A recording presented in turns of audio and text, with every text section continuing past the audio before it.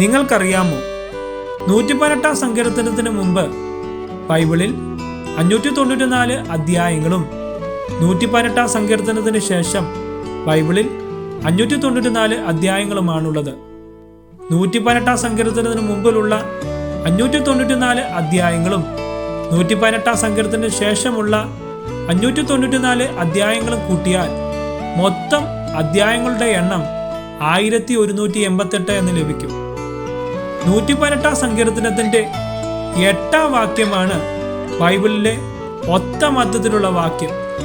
ആ ഒത്ത മധ്യത്തിലുള്ള വാക്യം അതിപ്രധാനമായൊരു സന്ദേശം നമുക്ക് നൽകുന്നു. ആ വാക്യം ഇങ്ങനെയാണ്: മനുഷ്യരിൽ ആശ്രയിക്കുന്നതിനേക്കാൾ യഹോവയിൽ ആശ്രയിക്കുന്നത് നല്ലത്.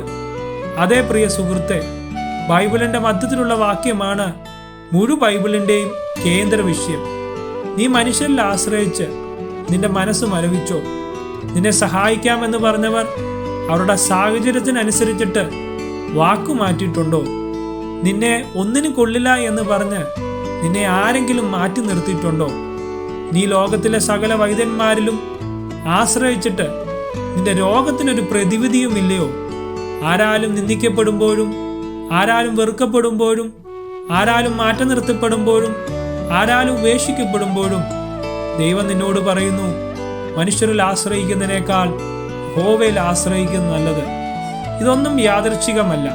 ദൈവം എല്ലാറ്റിനെയും നിയന്ത്രിക്കുന്നു. ദൈവം എല്ലാവരെയും അനുഗ്രഹിക്കുന്നു.